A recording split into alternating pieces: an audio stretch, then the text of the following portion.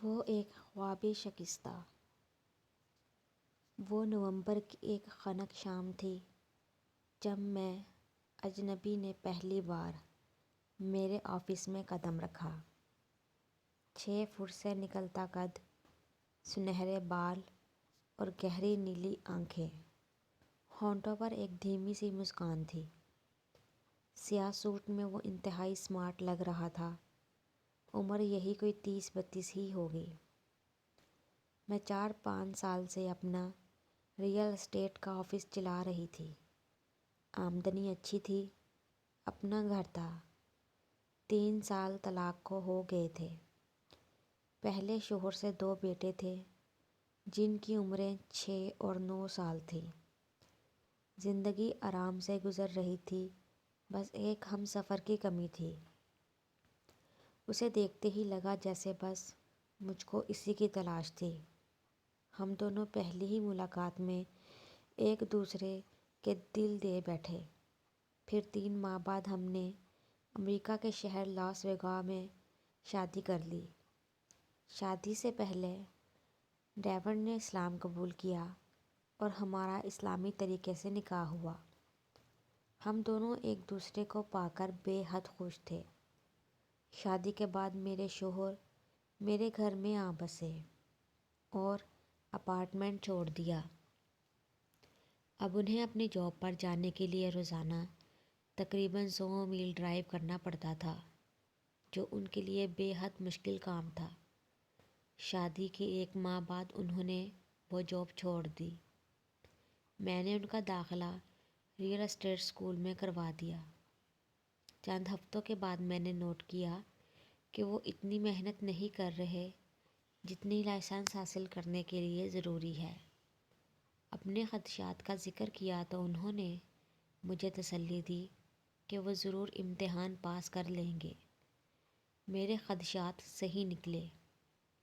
وہ امتحان پاس نہ کر سکے۔ اب انہوں نے صاف کہا کہ وہ ریئل اسٹیٹ کا پریشر برداشت نہیں کر سکتے، لہٰذا وہ اس بزنس کو نہیں اپنائیں گے۔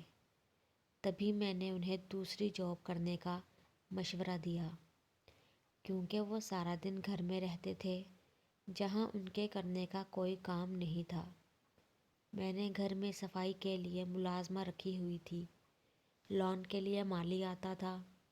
اب مجھ پر بچوں کے علاوہ شوہر کی بھی ذمہ داری عائد ہو گئی۔ میں کما رہی تھی اور وہ صبح سے شام تک گھر میں رہتے۔ میں ناشتہ بناتی، بچوں کو اسکول کے لیے تیار کرتی۔ کبھی وہ اٹھ جاتے تو وہ بچوں کو اسکول چھوڑ دیتے، ورنہ میں ہی ان کو چھوڑنے جاتی۔ دوپہر کو وہ بچوں کو اسکول سے لے کر آتے۔ ہر جمعہ کو وہ مجھ سے $300 سبزی، گوشت اور جیب خرچ کے لیے لیتے تھے۔ زندگی ایک عجیب سے ڈگر پر رواں دواں تھی۔ میں سارے مردوں والے کام کر رہی تھی اور وہ عورتوں کے۔ جلد ہی میری فیملی اور دوستوں نے باتیں بنانا شروع کر دیں کہ کیسا شوہر ہے، گھر میں بیٹھا ہے، بیوی کی کمائی کھا رہا ہے، وغیرہ وغیرہ۔ میری ساس اور سسر نے بھی اس کا مذاق اڑانا شروع کر دیا اور مجھے شوہر اور ان کو بیوی کہنے لگے۔ دسمبر میں اکیلی پاکستان اپنی بہنوں اور بھائیوں سے ملنے گئی۔ مجھ کو وہ واقعہ اچھی طرح یاد ہے۔ میں نے اپنی وصیت تیار کی کہ اگر ہوائی جہاز کے حادثے میں مر جاؤں تو گھر، گاڑی، بینک بیلنس اور دوسری تمام پراپرٹی میرے دونوں بچوں کی ملکیت ہوگی۔ یہ اتفاق ہی تھا کہ ڈیوڈ کسی کام سے آفس آئے اور میری وصیت پڑھ دی۔ غصے سے ان کا برا حال ہو گیا۔ جتنا ان کو غصہ آ رہا تھا، مجھ کو اتنی ہی حیرت ہو رہی تھی کہ آخر میں نے وصیت میں جو لکھا ہے وہ میری اپنی کمائی ہے، اور وہ بھی شادی سے پہلے کی۔ 2 ہفتے بعد جب میں پاکستان واپس آئی، تب بھی وہ اس وصیت کے بارے میں مجھ سے سخت ناراض تھے، جبکہ میرے لیے ان سے 2 ہفتے کی جدائی پاکستان میں بہت سخت گزر رہی تھی۔ مگر وہ اس وصیت کی وجہ سے کئی ہفتے تک مجھ سے ناراض رہے۔ دسمبر کے آخر میں انہیں ایک کمپنی میں جاب مل گئی۔ یہ نوکری بھی ان سے بس 2 ہفتے ہی چلی۔ کئی ہفتے مزید گزر گئے۔ میرے شوہر کا ایک دوست لاس ویگاس میں منتقل ہو گیا۔